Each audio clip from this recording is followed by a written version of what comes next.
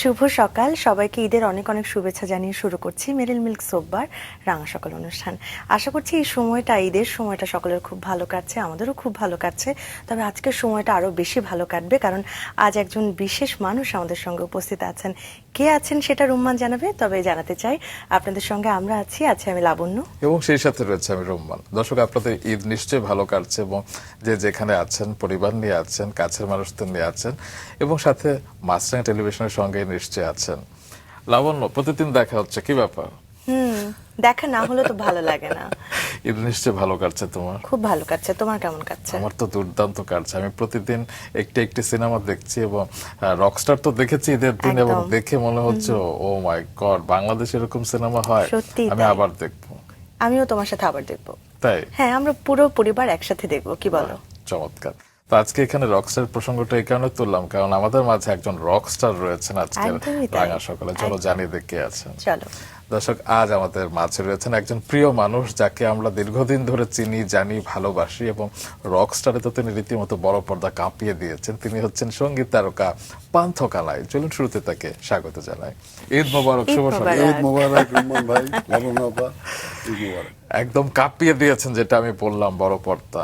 তাই না? মানে আপনি যখন স্ক্রিনে আসছেন তখনই দর্শক তালি দিচ্ছে, এবং আপনাকে তো সবসময় সবাই অভিনেতা হিসেবে দেখেনি, গানের মানুষ হিসেবে দেখেছে। তবে এবার ঈদে আপনি অভিনেতা হিসেবে যা করলেন, এখন তো অভিনয় শিল্পীরা ভয় পাচ্ছে। ও তাই নাকি? তা আমি তো অভিনয়ের লোক না, আসলে আমি আমি গান বাজনারই লোক। গান বাজনা আমার কমফোর্ট জোন। আমি এটাতেই থাকতে চাই। আমি অভিনয়টা আসলে খুব একটা আমার কমফোর্ট জোন না আর কি। মানে আমার ভয় লাগে অভিনয় করতে। আর এই ফিল্মটাতে মানে একটা জিনিস যেটা মানে আমার সবচেয়ে মানে যেটা সুবিধা হয়েছে, আমার কোনো ডায়লগ ছিল না। মানে আমি যে গানটা গাইছি ওই গানটাই আমি অ্যাক্টিং করছি। তো আমার জন্য অনেকটা ওই কমফোর্ট জোনটা আসলে মানে পেয়েছেন ইজি আপনি। ছিল, আমাদের জিনিসটা কম চ্যালেঞ্জিং ছিল। কিন্তু যে গানটা বেরিয়েছে এবং যে গানটা আমরা দেখেছি, মানে ম্যাসিভ হিট। আমরা দেখছি যে গত একদম। কয়েকদিন ধরে সবাই এই গানটা নিয়ে পড়ে আছে, প্রীতি। এবং সেই গানটি তো এই বছরের অন্যতম শ্রেষ্ঠ জনপ্রিয় গান আর কি। তো এই গানটি যখন আপনি অফার পেলেন, এক্সপেরিয়েন্স মানে আপনার অনুভূতি কেমন ছিল? গানটা আমাকে প্রথমে রুশো আর কি, ডিরেক্টর। হ্যাঁ, ডিরেক্টর রুশো, আজমান রুশো, জি।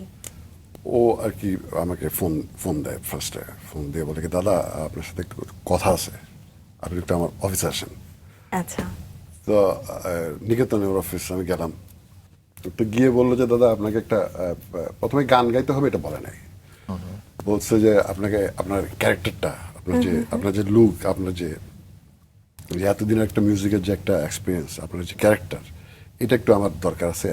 আমি একটা ফিল্ম করতেছি, এটা মিউজিশিয়ানদেরকে নিয়ে। ওয়াও, বাংলাদেশের মিউজিশিয়ানদেরকে নিয়ে মানে মুভি মুভি হয়, এটা তো আমি আগে কখনো শুনি নাই, হয় নাই, মানে এটা ফার্স্ট টাইম। আমি ওয়াও, তারপর কি অবস্থা, বলে কি এরকম এরকম মুভি, যে আমাকে গল্পগুলো বলছে, যে এই বলছে আপনাদের মতোই লাইফ স্টাইল, যে আপনাদের যে শুরু থেকে যে আপনাদের স্ট্রাগল, আপনাদের বেড়ে ওঠা, আপনাদের পাওয়া না পাওয়া, যে একটা একটা সংগ্রাম, হ্যাঁ, একটা রক স্টারের জি। একটা ক্যারেক্টার, এই ক্যারেক্টার নিয়ে আমি একটা মুভি করতেছি। আমি ওয়াও, রুশো, এটা তো হেভি হবে, জোস। কি করতে হবে আমাকে? গান গাইতে হবে? বলে গান তো আপনি গাবেনি, হ্যাঁ। বলে কি আপনাকে ওই গানের পার্টটা আচ্ছা। রোল করতে হবে একটা বিশেষ জায়গায়। আচ্ছা। হ্যাঁ, আমি বলি, কোন জায়গায়? তো এখন তো সবাই তো মুভিটা দেখে ফেলছে, কিন্তু ও দেখেন, গল্প বলেন না। গল্প না, অনেকে হয়তো দেখেন, এই জন্য গল্প না শোনাই ভালো, গল্প তারা দেখেন। হলে গিয়ে দেখতে বিশেষ পারে। জায়গায়, যে জায়গাটাতে আর কি সচরাচর সবাই যেতে চায় না। মানিয়েছে কিন্তু সেই, মানিয়েছে সেই। হ্যাঁ, তো সবকিছু মিলে গানটাও শোনাইলো, আহমেদ সানির করা গান, খুব বিউটিফুল একটা সং। এখন তো সবাই শুনছে, সবার খুব ভালো লাগছে, খুব সারা পাচ্ছি। দারুণ। তো গানটা গাইলাম, অ্যাক্টিং করলাম। অ্যাক্টিং করিনি, মানে আমি আসলে আপনি যা সেটাই করলেন। আমি যা তাই করছি। আচ্ছা, তো রকস্টার নিয়ে অবশ্যই আলাপ করব, আরো আলাপ করব, কারণ আমি এখন স্পেশালি রকস্টার জ্বরে ভুগছি। একদম। তবে যেহেতু পান্থ কানাইকে পেয়েছি আমাদের এই রাঙা সকালে, কি করব এখন বলো? আমরা প্রথমে একটু ঈদের গল্প করি। ঈদের সময়টা নিয়ে যেহেতু কথা বলছি এবং ঈদের সময়টাই আপনাকে বিশেষভাবে পেয়েছি, ঈদটা কেমন গেল? যদিও এবার রকস্টার নিয়ে আছেন, সো স্পেশাল হওয়ারই কথা, তারপরেও একটু শুনতে চাই ঈদের সময়টা কেমন ভাবে কাটালেন। কাটাচ্ছি, ভালোই এখনো কাটাচ্ছি। কাটাচ্ছেন, হ্যাঁ, true। খাসি খাচ্ছি। আমি যেহেতু গরু খাই না, তো খাসি খাচ্ছি। আপনার ফেভারিট কি এমনিতে? আমার ফেভারিট খাসি আসলে। ওকে। মানে ছাগলের মাংস আমার খুব ভালো লাগে। বাহ। তো ছোটবেলায় আমরা জানি যে আপনার জন্ম একদম মুক্তিযুদ্ধের 1 মাস আগে 2রা ফেব্রুয়ারি। আপনি কিভাবে জানলেন? আমরা তো সব রিসার্চ করে জানতেই হয়। খবর রাখেন আপনি রুম্মান ভাই, আপনি না খুব ডেঞ্জারাস একটা মানুষ, বুঝছেন? মানে লাবণ্য আপা, বুঝছেন, মানে রুম্মান ভাইয়েরকে আমার খুব ভয় লাগে, কারণ রুম্মান ভাই পুলিশের মতো প্রশ্ন করে, মানে পুলিশের মতো আগে না সব খবরটা ও নিয়ে রাখে, মানে লাবণ্য হ্যাঁ, কখন জন্ম, কি করছে না করছে, অফিয়ারে আমাকে এটা বলছিল যে তুমি অনেক ডেঞ্জারাস এবং তুমি সবকিছু না, না। খবর রাখো। আমি তবে রাঙা আমাদের সকালে dangerous, তুমি বলো। না, রাঙা সকালে সে একদমই ডেঞ্জারাস না, কারণ আমাদের রাঙা সকাল পরিবারে আমরা এতটাই কোমল ভাবেই থাকি এবং আমাদের সেই সকালটা সাথে শুরু হয় শান্ত শান্ত, শুভ্রভাবে, একদম আমরা শুভ্রভাবে। ইতিবাচক মনোভাব নিয়ে থাকি এবং আপনার জীবনটাই তো আসলে ইতিবাচকতায় ভরা এবং আপনি আমাদের প্রিয় মানুষ। একটু বলেন না, ছোটবেলা কেমন ছিল? আমার জন্মটা খুব একটা ইতিবাচক বললেন না, মানে ইতিবাচক ছিল না, মানে খুব স্ট্রাগল। আচ্ছা। মানে আপনি বুঝতে পারতেছেন, আমার 71 ফেব্রুয়ারি 2 তারিখ সময়টা, জন্ম, হ্যাঁ। মার্চে যুদ্ধ লেগে গেছে। আমি একদম ছোট, মায়ের কোলে। মার্চের যুদ্ধ লাগছে, এরপরে কোথায় ছিলেন তখন? চিটাগংয়ে। চিটাগং। চিটাগং আমার জন্ম, বেড়ে ওঠে তখন চিটাগংয়ে। বুঝতে পারতেছেন যে কি একটা অবস্থা। তো আমাকে নিয়ে মারা, আমার বাবা করছে কি তাড়াতাড়ি আমার মাদেরকে, যারা তখন তো মানে মহিলাদেরকে খুব টর্চার করতেছিল, torture বিশেষ করে করছিল। যারা মাইনরিটি, ওদেরকে আগে মানে ইয়ে করতেছিল। তো শরণার্থী শিবির আসলে যে ক্যাম্পে, যে কুমিল্লা দিয়ে যে আগরতলা, ওখানে আর কি ওরা যাচ্ছিল আমাকে নিয়ে। তা আমি তখন খুব ছোট, সম্ভবত এপ্রিল মে মাসের দিকে ওরা ডিসিশন নিচ্ছিল যে ওরা চলে যাবে, মানে অপারেশন সার্চ লাইট চলতেছিল, সবাই মারতেছিল। তা আমাকে নিয়ে চলে যাচ্ছিল, প্রায় পায়ে হেঁটে বর্ডার ক্রস করতেছে। তো প্রায় বর্ডার ক্রস করতে ওদের পায়ে হেঁটে প্রায় 3-4 দিন সময় লেগেছে। তো মানে সবাই গ্রুপ বেঁধে বেঁধে যাচ্ছিল আর কি, আর্মিদেরকে ফাঁকি দিয়ে, পাকিস্তান আর্মিদেরকে ফাঁকি দিয়ে। তো এমন একটা পজিশন আসছে, এমন একটা সময় আসছিল, একটা বাজে সময়, যে আমি তো বাচ্চা, আমি তো বুঝতেছি না, আমি তো কান্না করতেছি। ওরা এমন সময় মানে কারো গোয়াল ঘরে, মানে কারো বাসায় ওরা আর কি আশ্রয় নিচ্ছিল। তো আমি বাচ্চা, আমি কান্না করলে অনেক সময় সমস্যা, সবাই ধরা পড়ে যাবে, আর্মিরা ইয়ে করতেছে। তো এমন একটা সময় একটা ডিসিশন নিয়েছিল আমার মা বাবা, যে ওকে ফেলে দিই আর কি আমরা, বুঝছেন রোমান ভাই। তো ওই জিনিসটা আমি বড় হওয়ার পর আমি শুনছি, যে তো ওরকম একটা ডিসিশন, যে এই কান্না করলে পুরো টিম মারা যাবে, হ্যাঁ, তো একে কাউকে দিয়ে দিই বা ফেলে দিই কোথাও আর কি, হয়তো কেউ পেলে বাঁচাবে, বাঁচলে বাঁচবে, না বাঁচলে না, এরকম একটা সিচুয়েশনে আর কি পড়ছিল। তো আমার একটা মামা ছিল, ভোলা মামা নাম আর কি। তো ভোলা মামা বলছে, ওকে ফেলিস না, তুই আমাকে দে, আমি ওকে কষ্ট করে মানে নিয়ে যাবো আর কি। তো ওইভাবে আর কি বর্ডার ক্রস করে প্রায় 1 বছরের মতো আমার মা বাবারা ইয়েতে ছিল, ওই ক্যাম্পে ছিল হিসেবে। এই হচ্ছে আমার জীবন। সে সময় আসলে ভোলা মামা সেই দায়িত্বটি না নিলে আমরা এই পাঠ্যশালাকে এভাবে পেতাম না হয়তো। রিসেন্টলি উনি মারা গেছেন। আমরা আসলে আপনার সম্পর্কে অনেক কিছুই জানি, যেগুলো একটু দর্শকদের জানিয়ে আসি, তারপর আবার গল্প। দর্শক, আমরা কথা বলছি আমাদের প্রিয় মানুষ, প্রিয় শিল্পী পান্থ কানাইয়ের সাথে, বাংলাদেশের সঙ্গীত আকাশে যিনি একজন উজ্জ্বল নক্ষত্র। সুর তাল লয়ের ভিতরেই তার আসলে বসবাস। স্কুল জীবনের এক কনসার্টে ড্রামের শব্দে মুগ্ধ হয়ে শুরু হয়েছিল তার সঙ্গীতের সাথে পথ চলা। ব্যান্ড সঙ্গীতের ভিড়ে তিনি কখনো শুধুই একজন ড্রামার হয়ে থাকেননি, বরং কণ্ঠে, কথা এবং সুরে গড়ে তুলেছেন নিজস্ব এক জগৎ। সোলস থেকে নগর বাউল, আর সেখান থেকে নিজের একক অভিযাত্রা, প্রতিটি ধাপিতা সংগ্রাম এবং আত্মবিশ্বাসের গল্প বলে। কঠিন সময় অন্ধকার তাকে কখনোই থামাতে পারেনি, বরং নতুন করে জন্ম দিয়েছে এক পূর্ণাঙ্গ শিল্পী। তাণ্ডব ব্যান্ড এবং একের পর এক অ্যালবামে তিনি লোকজ, আধুনিক এবং ব্যান্ড সঙ্গীতের মেলবন্ধনে সৃষ্টি করেছেন এক ভিন্নধর্মী ধারা। তার কণ্ঠে পুরনো গানের পুনর্জন্ম যেমন শ্রোতাকে আন্দোলিত করেছে, তেমনি নতুন গানও ধরা দিয়েছে সময়ের স্পন্দন। সঙ্গীতের পাশাপাশি অভিনয় এবং লেখালেখিতেও তিনি ছড়িয়ে দিয়েছেন তার সৃজনশীলতার আলো। সর্বশেষ আমরা দেখেছি রকস্টার চলচ্চিত্রে তার অভিনয় গান, যেটি আমাদের মুগ্ধ করেছে। চলুন তার কাছে আবারও ফিরে। ঠিক বলেছি সব তথ্য? আপনি এত সুন্দর করে কিভাবে কথা বলতে আপনাদের দেখে শেখা। আমরা সেই সময়ের কথা শুনছিলাম, 71 সালের কথা। তারপরে কি হয়েছিল যখন 1 বছর এভাবে চললো? তারপর কি হয়েছিল? তারপর মারা তো ফিরে আসে পরে, তারপর আস্তে আস্তে আবার বাংলাদেশের নতুন বাংলাদেশ নিয়ে আসছি, স্বাধীন দেশ। আমার জন্ম, বাংলাদেশের জন্ম আমার জন্ম একই সময়। তো এটা আমার একটা খুব প্রাউড। তো মাঝে মধ্যে আমাকে নিজে মানে আমার নিজেকে নিজে মুক্তিযুদ্ধ মনে হয়, কারণ আমার মনে হয় যে আমি ওই জিনিসটা আর কি ছোট থেকে আর কি, যে বাংলাদেশে আপনি তো একসাথে বেড়ে উঠেছে। হ্যাঁ। তো মায়ের কথা একটু শুনি যে মা তো সঙ্গীত শিল্পী ছিলেন। মা আমার মাদের ফ্যামিলিতে, বিশেষ করে আমার বাবাদের ফ্যামিলিতে সব ব্যবসায়ী আর কি, মানে ওরা কাঠখোট্টা মানুষ, মানে ওরা হচ্ছে গান বাজানো পছন্দ করে, বাট মিউজিক যে প্রফেশন এটা পর আসতেছে আর কি। মারা হচ্ছে পুরো ফ্যামিলি হচ্ছে ওদের মানে খুব মানে মিউজিক সঙ্গীতময় পরিবার। আমার মামারা সবাই গানের আর্টিস্ট, ওরা টিচার ছিল, গান শেখাইতো, ওই লেভেলের আর কি আর্টিস্ট ছিল। মা গান গাইতো ছোটবেলার থেকে, রবীন্দ্রসঙ্গীত, নজরুল সঙ্গীত, আধুনিক গান টুকটাক গাইতো। বাসায় তখন আর কি মানে বড় বড় ওস্তাদরা আসতো, চিটগাংয়ের যারা ছিল, ইভেন ঢাকার থেকেও আসতো, যারা মাসে একবার ঢাকার থেকে অনেক বড় বড় ওস্তাদরা যাইতো চিটাঙে আমাদের বাসায় প্রত্যেক সপ্তাহে আর কি আসতো। গানের জলসা বসতো, মামারা আসতো, ফ্যামিলিতে খাওয়া দাওয়া চলতো, গান বাজনা চলতো। ছোট থেকে আমি মানে দেখে বলেছি। তা আমার সবসময় ছোটবেলার থেকে রিদমের উপর একটা মানে ইয়ে ছিল, যে মানে ওই দুধের টিন আছে না, যে আগে রাখতো, আমাদের টিনের চালা বাসা ছিল, বুঝছেন, মানে বাংলা টাইপের গাছপালা ভর্তি। আমাদের যে আমার যেখানে জন্ম আমি যেখানে বেড়ে উঠছি আর কি, তো অনেক সব গাছ টাছ ছিল, মানে বেল গাছ, আতা গাছ, হ্যাঁ, শেফালি ফুল গাছ। চট্টগ্রাম কলেজের পাশে, একদম চট্টগ্রাম কলেজের সামনে দেবপাহাড়ের মেইন রোডের মধ্যে ছিল বাসাটা। খাটের নিচে দুধের টিন থাকতো না, তো আমি ওগুলি বের করে বাজাতাম ছোটবেলা, তখন হামাগুড়ি দিতাম। তো মা তো বুঝছে যে এ তো মিউজিক করবে, তো আমাকে ছোট থেকে আর কি মার সাথে যিনি তবলা সঙ্গত করতেন, আমার ওস্তাদ, আমার হাতে খড়ি ওস্তাদ স্বদেশ রঞ্জন দাস, তো ওনাকে বলেন যে একে, আমার নাম কানাই, আমাকে কানাই ডাকতো বাসায় সবাই। আমার দিদা আমাকে নামটা দিচ্ছে কানাই। আমার দিদার নাম ছিল রাধা। আমি হওয়ার পর আমার দিদা বলে কি আমার কানাই আসছে পৃথিবীতে, তো আমার নাম তখন থেকে কানাই। বলে কানাইকে আপনি একটু তবলা শিখাবেন।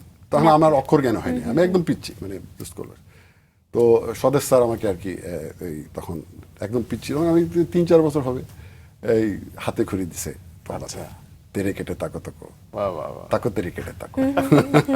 তারপর তো সেই মায়ের সঙ্গেই তবলার সঙ্গত করেছিলেন। শিখা শুরু আমার। তারপরে তো আস্তে আস্তে শিখা শুরু করলাম।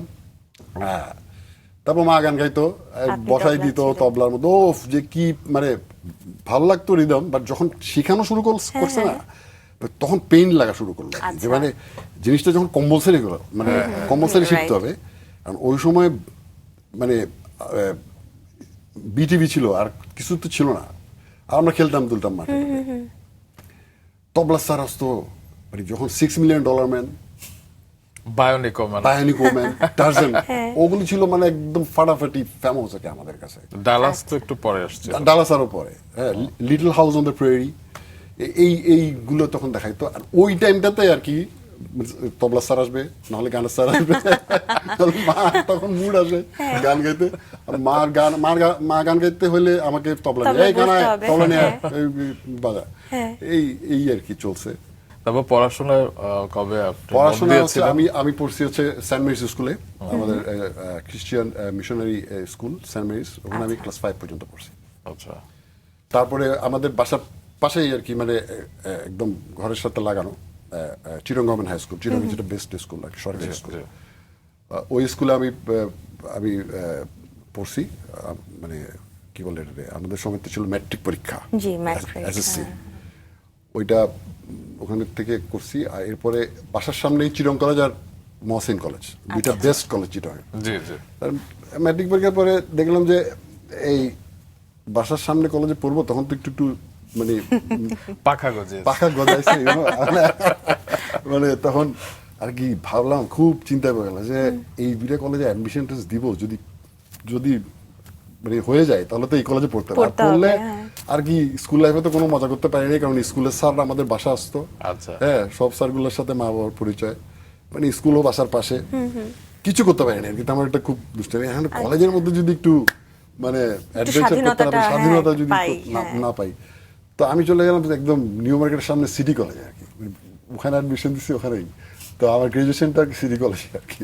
আচ্ছা, এমনিতে কি পড়াশোনা কি নিয়ম করে পড়তেন না, নাকি আমার ওটাও পড়ালেখা ভালো আসলে? লাগতো না, জানেন, মানে আমার না ছোটবেলার থেকে হ্যাঁ। মানে আমি যেটা বলছি যে আপনার নিয়ম ভাঙার গান আপনার পছন্দ, মানে তবলা ভালোবাসতেন, কিন্তু যখন নিয়ম করা হয়েছিল তখন তখন ভালো আর- লাগে। হ্যাঁ, আমার না কোনো কিছু একঘেয়ে জিনিস ভালো লাগে না। মানে চাপিয়ে একটা দেয়া জিনিস ভালো লাগে। 2 বার 3 বার 4 বার আর আমি নিতে মানে আমার আর ভালো লাগে না। আর যেটা হলো আপনার মনে হয় যে নতুন কিছু শিখবেন, কিন্তু যেটা রুম্মানও বলছিল যে খুব নিয়মের মধ্যে বেঁধে দিলে ওটা আর আপনার ভালো চাপিয়ে দেওয়ার লাগছে না, জিনিসটা বা সবাই- চাপিয়ে হ্যাঁ, দেওয়ার আমি খুব বিষয়টা। স্বাধীন চেতা, মানে স্বাধীন দেশ নিয়ে জন্মগ্রহণ করছি, তো মানে সবকিছুর মধ্যে একটা স্বাধীনতা স্বাধীনতা খুঁজি। আজ খুঁজেছেন। থেকে আমরা আপনার নাম আরেকটি নাম দিলাম, স্বাধীন।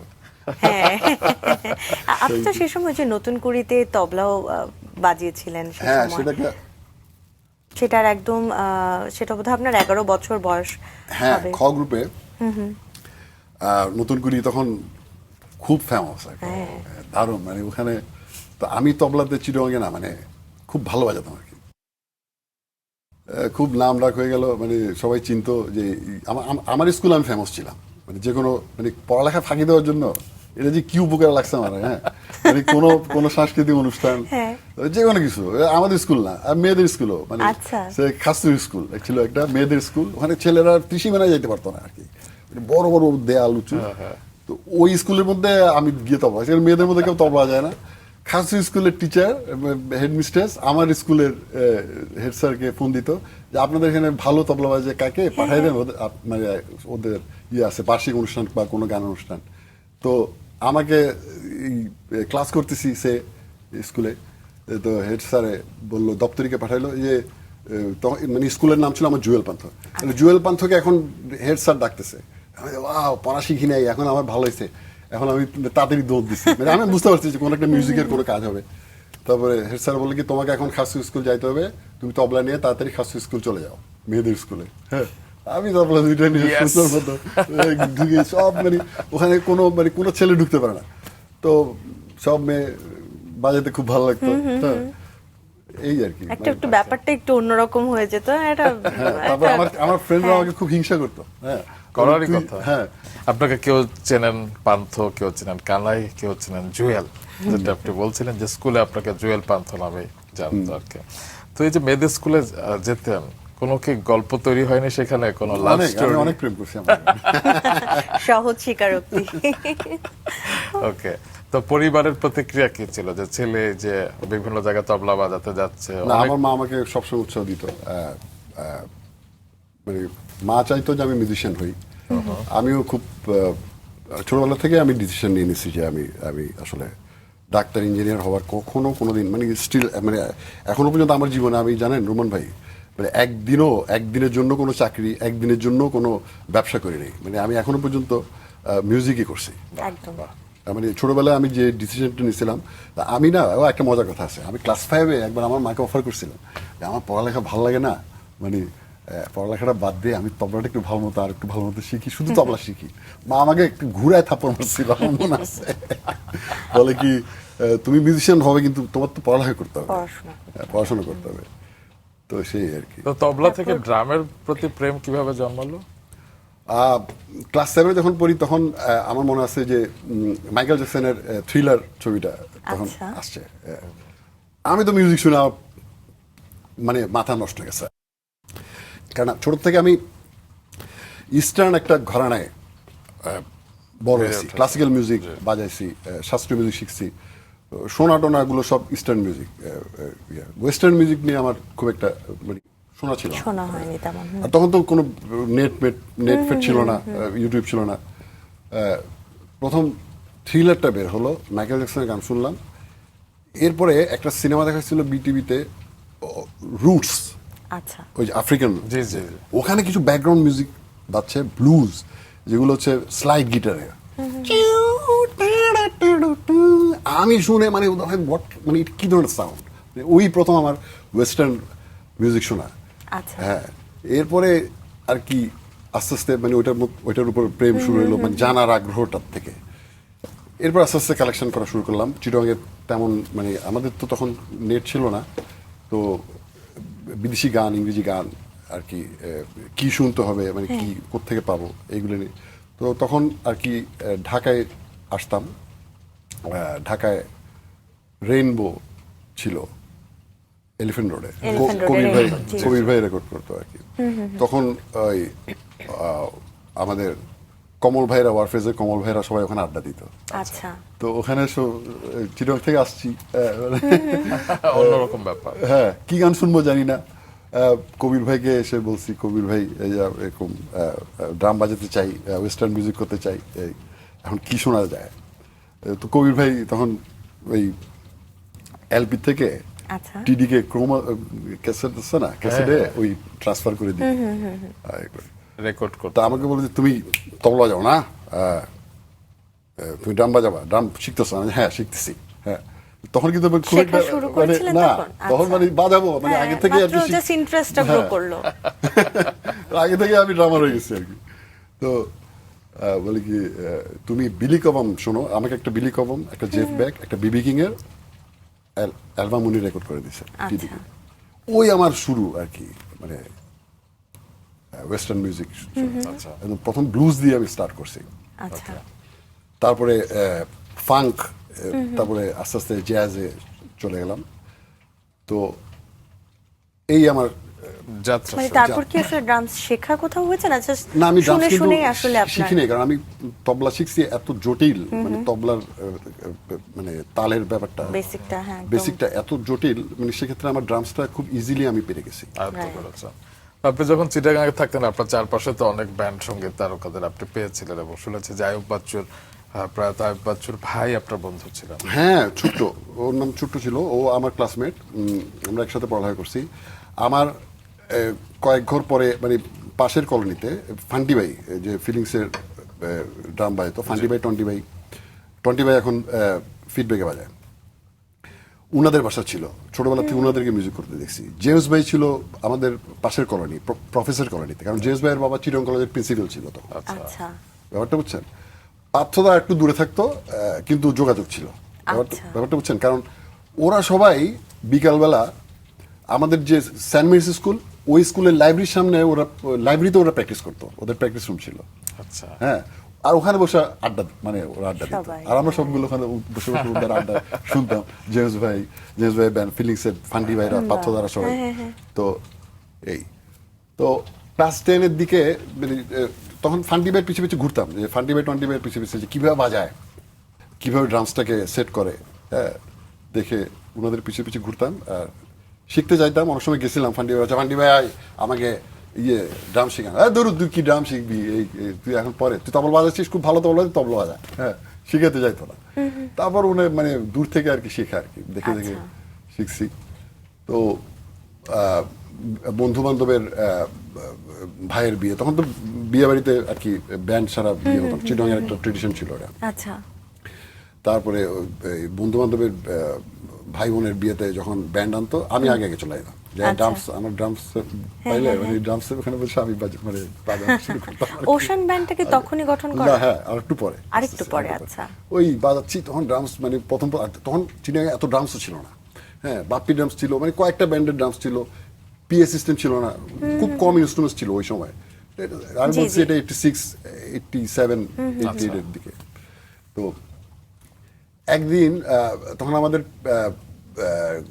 ক্লাস 10-এ প্রি টেস্ট পরীক্ষা দেওয়া হয়ে গেছে, মানে আমরা এসএসসি দিব সম্ভবত ওই টাইমে। তানিম আমার বন্ধু, ও হচ্ছে বাংলাদেশের একজন one of the best bass guitarist, Tanim. জি। ও একদিন ও তো আমরা কিন্তু ক্লাস 5 থেকে একসাথে পড়ছি, হ্যাঁ, আচ্ছা। মানে একই এলাকার। তো ওরা একটা ব্যান্ড করতেছিল, ওদের ব্যান্ডের নাম রাখছিল প্রথমে স্ট্রিংস। তো স্ট্রিংস নামে ঢাকা একটা ব্যান্ড ছিল। আচ্ছা। তো পরে ব্যান্ডের নাম চেঞ্জ করে ওরা ব্যান্ডের নাম দিচ্ছে হচ্ছে ওশান, আচ্ছা। যেহেতু আমরা সাগর পারে ওশান ব্যান্ড। তো ওরা একটা ব্যান্ড স্টার্ট করছে, সাচ্চু, তানিম, আজাদ, যে এখন ও কিবোর্ড বাজাতো, ও আমেরিকা থাকে এখন, আর হচ্ছে মহসিন বেস গিটারিস্ট, যে এখন পিএইচপি কর্ণধার। জি জি জি। হ্যাঁ, তো আমরা মিলে ওরা একটা ব্যান্ড করছে, ওদের একটা ড্রামার দরকার ছিল। হ্যাঁ, ড্রামার পাচ্ছে না, অত পিচ্ছি অবস্থায়, ওই বয়সে ড্রাম, তখনও ড্রাম বাজায় এরকম কেউ নাই। তো তানি বলতেছে এই পাচ্ছে না কাউকে ভালো ওদের মতো। ওদের আবার 15 দিন পরে চিরং মেডিকেল একটা শো আছে, আচ্ছা। চিরং মেডিকেলে বাজাইতে হবে 15 দিন পর।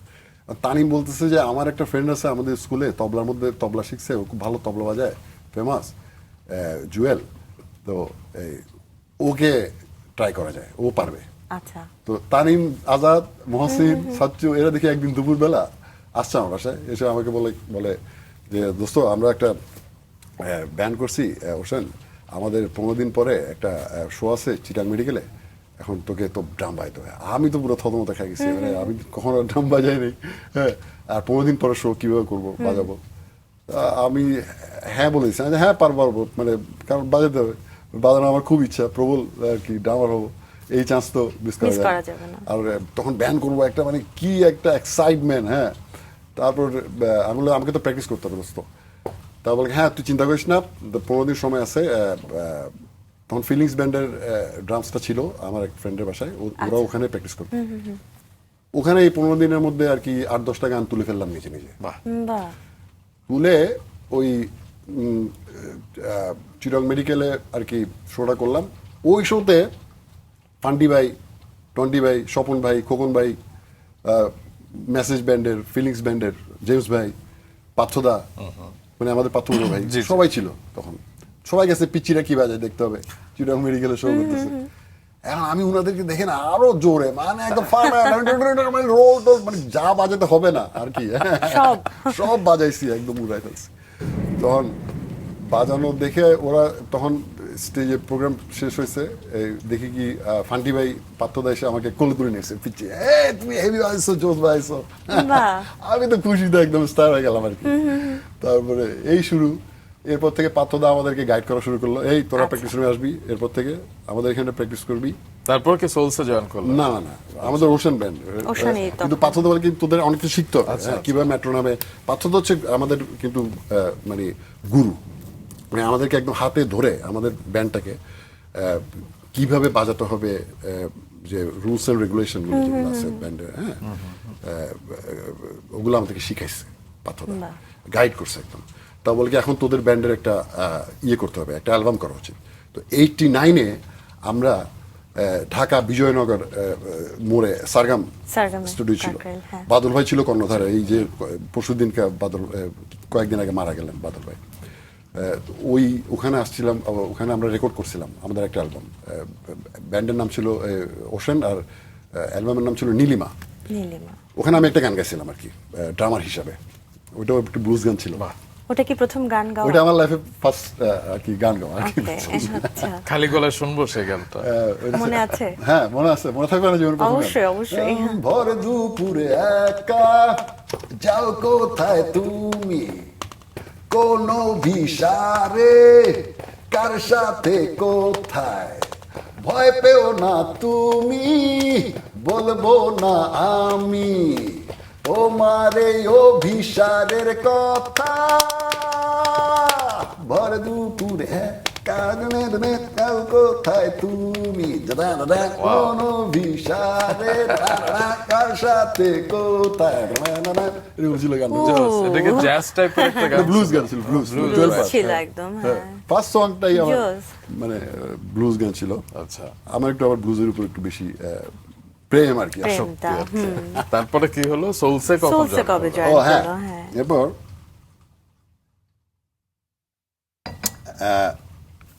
করতেছি ব্যান্ড, আমরা টুকটাক পিচিরা বাজাচ্ছি, প্রোগ্রাম করতেছি।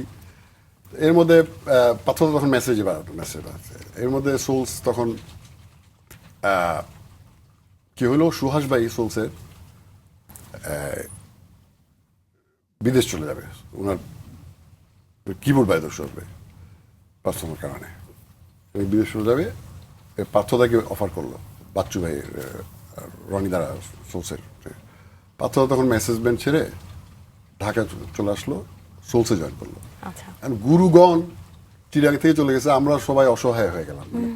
ব্যাপারটা হচ্ছে না, আমরা 4-5টা ছেলে পুরো অসহায় হয়ে গেলাম। তারপরে পার্থদা সোলস করতেছে, আমরা ঢাকা পার্থদার সাথে আসতেছি, দেখা করতেছি, পার্থদাকে খুব মিস করতেছি। হ্যাঁ, তখন 1991-এর কথা বলতেছি আর কি। হ্যাঁ, আবার এদিকে পড়ালেখাও আছে, একদম ঢাকা চলে আসতে পারতেছি না। হ্যাঁ, আচ্ছা, আসা যাওয়ার মধ্যে। আসা যাওয়ার মধ্যে তখন ইন্টার পড়তেছি, ইন্টার শেষ করছি মনে হয়। তারপরে পার্থদা তখন সোর্স করতেছে, খুব স্ট্রাগল করতেছে ঢাকা এসে। তারপরে এর মধ্যে সোলসে অনেক চেঞ্জ হয়েছে, সোলস ব্যান্ডে। বেস গিটারিস্ট চলে গেল, তানিমকে পার্থদা, তানিম খুব ভালো বেস গিটার বাজাতো তখন থেকে, তানিমকে পার্থদা নিয়ে গেল। আজাদ কিবোর্ড, হ্যাঁ জি। আজাদকে নিয়ে গেল সোলসে। তারপরে এই পার্থদা তখন গিটারে চলে আসলো, বাচ্চু ভাই বের হয়ে এলআরবি করলো। হ্যাঁ, এরপরে আমি পড়ে গেলাম একটু উভয় সংকটে। উভয় সংকটে। আমি এখন কি করি, আমার ব্যান্ডটাও গেছে আর কি, ব্যান্ডের 2 জন চলে গেছে গেছেন সোলসে। আমি তখন সোলস আমি বাজাই মানে আমাকে মেম্বার করতেছে না, ঠিক আছে। সোলসের অনেক নিয়ম কানুন আছে। হ্যাঁ, ওরা 11 জন, একটা ব্যাপার আছে। মানে বড় ব্যান্ড, লিজেন্ডারি ব্যান্ড, ওখানে অনেক সিস্টেম আছে মানে সোলসের মধ্যে। তো এখন আমি বাজাই, মানে সোলসের তখনও বাজাই, মানে সব শোতে যাইতাম। হ্যাঁ, রনিদা আমাকে দেখলে এই জুয়েল বাজা, বাজাইতাম, কিন্তু মেম্বার না। তো কিন্তু আমার তখন আস্তে আস্তে মানে রক মিউজিক করব এরকম একটা মানে মাইন্ডসেট, সবসময় রক মিউজিক প্রেমে পড়ে গেছে আর কি। তো আমি কি করলাম, চিটগাঁয়ে তখন আরেকটা ব্যান্ড ফর্ম করলাম এসে, নভেম্বর 11। ওটা ছিল একদম হার্ড রক ব্যান্ড, চিটগাঁয়ের প্রথম হার্ড রক ব্যান্ড একদম, নভেম্বর 11। তখন আমরা হার্ড রক গানগুলো করতাম, সব white snack, black Sabbath, deep purple, scorpion, এইসব গানগুলো আমরা করতাম।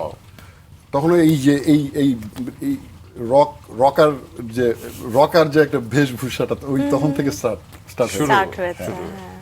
তো ওইটা বেশ নাম করে ফেলছিল আমার নভেম্বর ব্যান্ডটা, মানে চিটগাঁয়ের মধ্যে। ঢাকাও আসতাম, আমরা শোটো করতাম, মোটামুটি হার্ড রক ইয়েতে মানে সার্কেলে বেশ নাম করা।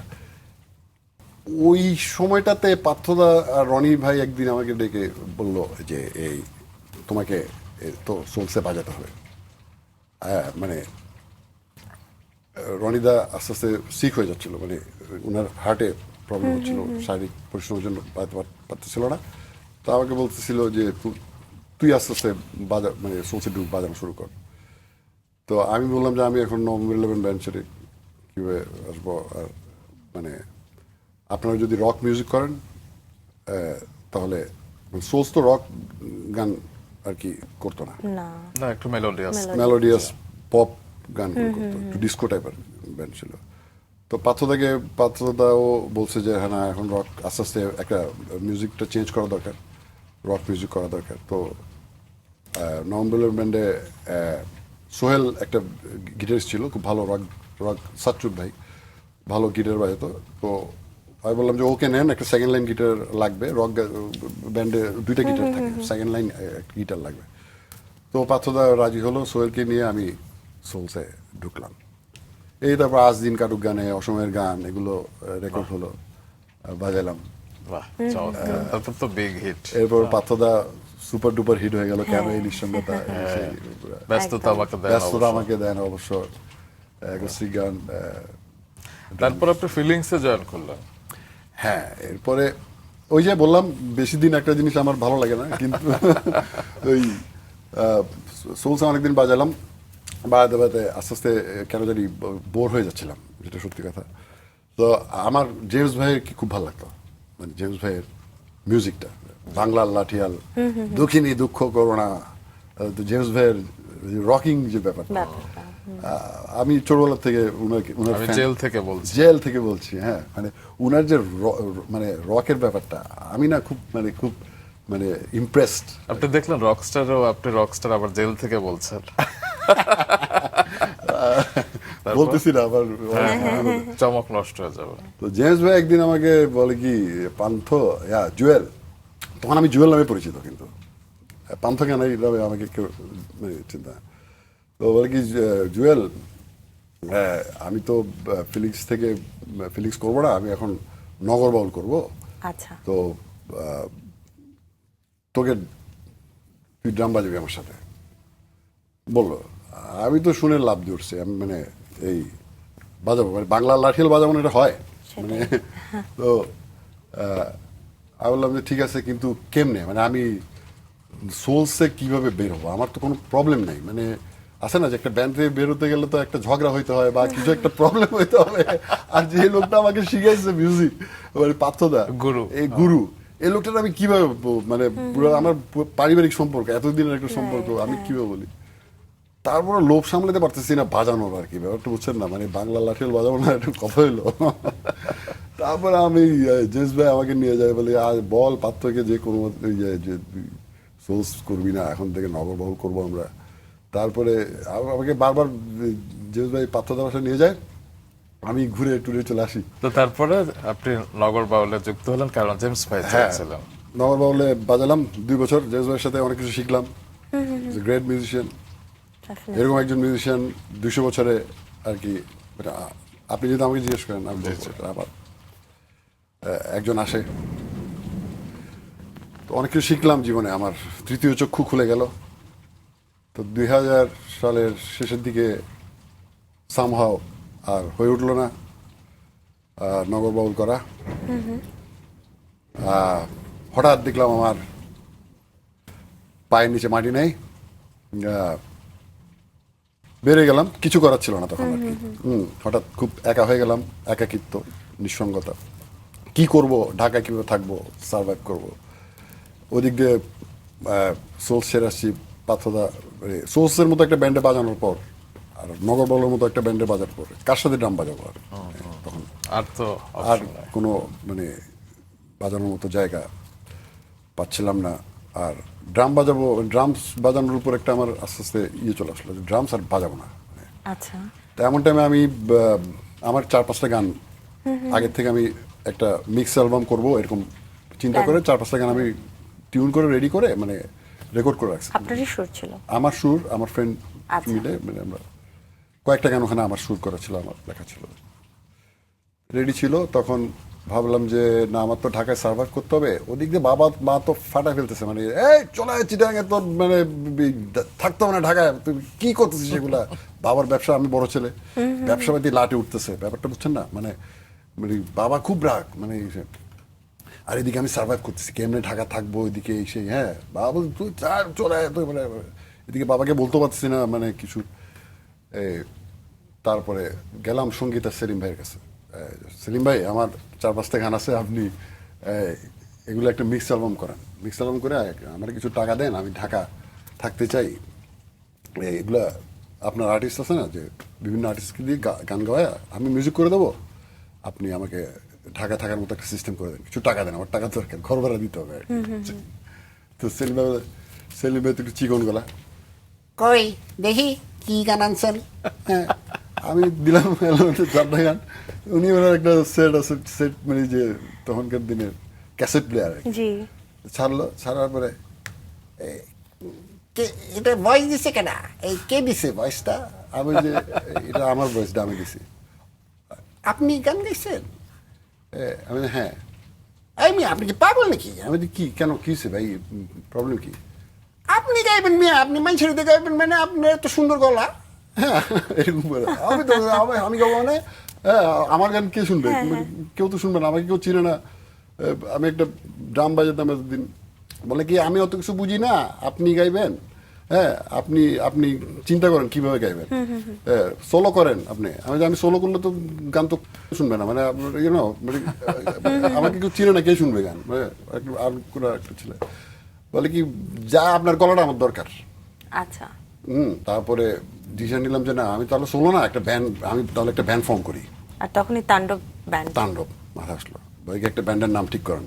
আমি তাণ্ডব, আমি জুয়েল নামে তো বলে কি অনেক, বলে কি জুয়েল নামটাও চেঞ্জ করেন আপনার। হ্যাঁ বলে কি জুয়েল নামে অনেক আছে, হ্যাঁ অনেক আর্টিস্ট ছিল, অনেক মানে অনেক জুয়েল নামটা খুব কম।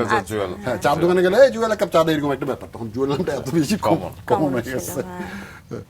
তো বলে কি আপনার আর কি নাম আছে, আমি আমার নাম, আমাকে বাসায় কানাই ডাকে। হ্যাঁ বলে কি আপনি জুয়েল নামটা বাদ দিয়ে পান্থ কানাই, আচ্ছা, বাহ বাহ। পান্থগানে করেন, নামটা রাখেন, হ্যাঁ, আর ব্যান্ডের নাম ঠিক করেন একটা। তো আমি আমার পুরনো বন্ধু সাচ্চু, ওই ওশান ব্যান্ডের, যে একা পড়ে গেছিল তখন, হ্যাঁ, আমরা সবাই সোলসার ছিল, হ্যাঁ, হ্যাঁ। সাচ্চু তখন একা পড়ে গেছিল, ও মধ্যখানে এলআরবিতে 1 বছর 2 বছর বাজাইছিল, পরে আবার এলআরবি থেকে তার জায়গা মানে সে আবার চিটাং চলে গেছিল। আচ্ছা, তো ওরে ডাক দিচ্ছে, সাচ্চু কাম, এবার আসো ব্যান্ড করি একটা, তাণ্ডব ব্যান্ড। এই শুরু হচ্ছে তাণ্ডব ব্যান্ড, বুঝছেন। তারপরে তো প্রথম সেই অ্যালবামের যে কোনো একটা গান আমাদের যদি 2 লাইন আজকে শোনা। মা গানটা ছিল, এই পৃথিবী, মানে ব্যান্ডের শিরোনাম ছিল মা। কত সুন্দর, সবচেয়ে সুন্দর আমারি দেশ, এই পৃথিবী হাজারো মানুষের ভিড়ে সবচেয়ে প্রিয় মুখ আমার মা, ও আমার মা, ও আমার মা, সে যে আমার মা, মা গো, এই পৃথিবী কত সুন্দর, সবচেয়ে সুন্দর আমারই দেশ। এটাই মানে দেশ, মাতৃকা আর মা, দুইটাকে মিলায় মানে একটা গান। দারুণ দারুণ। মাকে শুনিয়েছিলেন কখনো গানটা? হ্যাঁ, মা আমার সবসময়, মার সাথে আমার সবসময়, মানে আমি কি করি না করি সবসময় মার সাথে শেয়ার করা হতো। শেয়ার থাকতো, মা খবর রাখতো। বাবার সাথে ছিল না, বাবা আমাকে পাত্তা দিত না। বাবার কি করছে, সাথে- ওকে এগুলো বাদ মানে ওকে এগুলো বাদ দেওয়া, চলে আসতে বল আমার এখানে। তারপরে তাণ্ডবের যে মা অ্যালবামটা বের হলো, হ্যাঁ। সেটা কত সালে? ওটা 2001 সালে, আচ্ছা, 2000 ওইটা 2001 সালে করলাম। করার পরে ইন্ডাস্ট্রি সবাই জানলো যে তো এখন পান্থকানা হয়ে গেছে, এখন এই গান গাবে, হ্যাঁ, মানে তখন আর কি অফার আসা শুরু করলো বিভিন্ন মিক্স অ্যালবাম টালবামে। মা গানটা তখন বেশ পপুলার হয়ে গেল। আরেকটা গান ছিল লোকালয়ে ঢিডি পড়ে গেছে, বলতার চাকে ঢিল পড়েছে, তোমায় ভালোবেসেছি বলে। তারপরে মালা, ওই যে রাস্তার মধ্যে বাচ্চারা মালা বিক্রি করে না, বেলি ফুলের মালা, ওই সাবজেক্ট নিয়ে বিভিন্ন, মানে ওই সাবজেক্টের একটা গান ছিল, মালা গান, ওগুলো সব। বাহ। তো ওইটার পরে বেশ গানগুলো বেশ জনপ্রিয় ছিল। এরপরে বাসুদা আসলো, আমাদের বাসুদেব ঘোষ, জি। উনি তো মারা গেছেন কিছুদিন আগে। জি। মারাত্মক একজন, দারুণ একজন সুরকার, মানে একদম, মিউজিক একদম। ডিরেক্টর ছিলেন বাসুদা। তো উনি বললো যে পান্থ, তোর 2টা অ্যালবাম আমার সাথে তোকে গাইতেই হবে। মানে কঠিন গানগুলো ছিল, মানে গানগুলো ছিল সেমি ক্লাসিক্যাল টাইপের, আবার রক আর সেমি ক্লাসিক্যাল ছিল মধ্যেখানে। যেমন ফিরে আয় বন্ধু, ফিরে আয় নিশীথে পথ ধরে, জোছনার রাঙা চরে ফিরে আয়। মানে পুরো রাগ রাগিনীর মধ্যে আবার এদিকে আবার রক চলতেছে, বুঝছেন, ঝিক ঝিক চাক ঝিক ঝিক ঝিক এগুলো চলতেছে। তো নতুনত্ব, একটা নতুন জিনিস। তা আমি বললাম যে না, এটা করতে হবে। তারপর বাসুদেব 2টা অ্যালবাম করলাম পরপর। প্রথম অ্যালবামটার নাম ছিল আদম হওয়া, তারপরটা হচ্ছে মন মন কারিগর। এগুলো 2001-এ কিন্তু সব মানে করা। তারপর চুমকি কবে হলো? হ্যাঁ, তারপর 2002 চলতেছে, গান রেকর্ড করতেছি, মিক্স আলবাম গাইতেছি, নিজের গান নিয়ে বিজি, নিজের মিউজিক।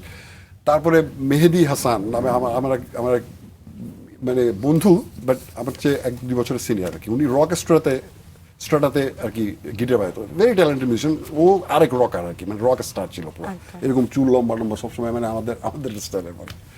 তো ও এসে আমাকে বললো যে, মানে বলে কি, আমাকে জুয়েল নামে ডাকে, আমার পুরানো লোকগুলো আমাকে সবাই জুয়েল নামে ডাকে।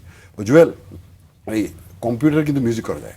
তখন কিন্তু কম্পিউটারে মানে মিউজিক করবে কেউ, এটা তখন স্কুলে রেকর্ডিং হইতো, সবাই লাইভ বাজাতো, হ্যাঁ, মানে মিউজিকটা চোখে বলে কম্পিউটার কিন্তু মিউজিকের। আমি কিন্তু স্টার্ট করতেছি, মিডিয়া অ্যারেঞ্জমেন্ট স্টার্ট করলো সে কম্পিউটারে, হ্যাঁ। তারপরে সে কি করলো, আমাকে বললো যে আমি কিছু পুরোনো দিনের ফিল্মের গান রিমিক্স করতেছি, রিমিক্স করবো, এগুলো তুমি গাবা। আমি যে ভাই, এখন আমি আমার মৌলিক গানটা নিয়ে বিজি, হ্যাঁ, এখন আমি বলে কি গান, বলে কি এই যে নীলদরিয়া চুমকি। আমি যে ভাই, এগুলো এই বস্তা পুরো গান, এগুলি কি এখন, বলে কি না তুমি বুঝতেছো না, এটা নতুন জিনিস হবে, নতুন ভোকোডার আসছে তখন, হ্যাঁ। এটা কোন সালের কথা বলছেন? এটা হচ্ছে 2002 এর, 2002 আচ্ছা।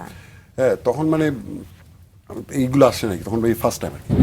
তখন ও বললো যে এটা করো, এটা করলে ভালো হবে। তা আমাকে খুব কনভিন্স করে আমাকে বললো যে করতে, গানটা শুনে এলো, কিছু ওর অ্যারেঞ্জমেন্ট দেখাইলো, আমিও মানে গাইলাম, গাওয়ার পরে সিএমবি থেকে বেরোছিল, ওইটাও কোন একটা ঈদের সময় করা, ঈদের আগে, ঈদ উপলক্ষে। আমি মানে এমনি গাই দিছি, আমি এগুলো চলবে না মনে হয়, গাই আর কি। মেহেদী ভাই বলছে কথা তো ফেলতে পারতেছি না, হ্যাঁ গাই দিছি, ওরে নীল দরিয়া আমায় দে রে দে ছাড়িয়া, গাইলাম। তবে চুমকি 5টা অ্যালবাম হয়েছে টোটাল, পরে 5টা। চুমকিটা শুনি না 2 লাইন। হ্যাঁ, এই চুমকি চলেছে একা পথে, সঙ্গী হলে দোষ কি তাতে, রাগ করো না সুন্দরী গো, রাগলে তোমায় লাগে আরো ভালো, সুন্দরী চলেছে একা পথে। গাইছি। এখন মেহেদী আর মেহেদী মিউজিক করছে, তখন ডান্স। হ্যাঁ, দেখি মানে গানগুলো বেড়েছে না, 3-4 দিন পরে দেখি মানে ম্যাসিভ হিট, মানে যেখানে যাচ্ছি এই রাস্তায় ধরেন, তখন তো গান বাজতো মানে একদম ক্যাসেটের দোকানগুলোতে, হ্যাঁ। ক্যাসেট বাজতো। মৌচাক মার্কেটের দোতলা। একদম। আপনি কি শুনতেছেন? হ্যাঁ, মৌচাক মার্কেটে ঘুম ঘুম গান বাজতেছে, আপনি কি শুনতেছেন আমি জানি, আমি কি শুনতেছেন আপনি জানেন। হ্যাঁ, এরকম একটা বিউটিফুল একটা উৎসব মুখর পরিবেশ ছিল। এনভায়রনমেন্টটা অন্যরকম। এখন তো সবাই কানে কানে শুনে, আপনি কি শুনতেছেন আই ডোন্ট নো, আমি কি শুনতেছি আপনি জানেন। তো চলতেছে মানে মৌচাক মার্কেটে দেখতেছি গানের চুমকি চলেছে, আবার মগবাজার মোড়ে যাচ্ছে দেখি যে ও টাঙ্গাওয়ালি চলতেছে। ছেড়ো না হাত তো শুনতাম। হ্যাঁ, ছেড়ো না হাত, অনেকগুলো গান ফিল্মের, ওটা তো একদম ম্যাসিভ হিট হয়েছে সারা পথে। এরপর থেকে আর পিছনে তাকাতে না, এরপর থেকে আমি যেখানে যাই নীলদরিয়া চুমকি গাইতেই হবে আর কি। তারপর জানেনটা একটু সংক্ষেপে আমরা বলি যে তারপর তো আপনি অনেক গান করলেন, ফিল্মে গান করলেন, মিশা সওদাগর ভাইয়ের একটি সিনেমাতে আপনার প্লেব্যাক করা শুরু সম্ভবত হয়েছিল, প্রথম। তারপর তো অনেক গান করলেন। এবার যে রকস্টারে অভিনয় করলেন, তার আগেও আপনি একটি সিনেমা অভিনয় করেছিলেন ফাতিমা, যেটা ইরানে পুরস্কৃত হয়েছিল, যে ছবিটা। হ্যাঁ, এবং এই রকস্টারের একটু গল্প শুনে আমরা শাকিব খানের সিনেমা যেহেতু আপনি গান করেছেন, তো শাকিব খানকে একটু শুনতে চাই, মানে আপনি তো তার সাথে অভিনয় করেছেন। আমি শাকিব খানকে মনে করছিলাম মানে এই লোকটা মনে হয় হেভি, মানে শাকিবের বড় স্টার, মেগা স্টার, মুড়ি টুড়ি হবে। এর আগে আমার সাথে দেখা হয় না, পরিচয় ছিল না। আমি একবার মেরিল প্রথম আলোতে আর কি দেখা হয়েছিল, বুঝছেন, লাবণ্যপা, দূর থেকে দেখছি, হাই হ্যালো করছি আর কি, মানে শাকিব খান এত বড় একটা স্টার।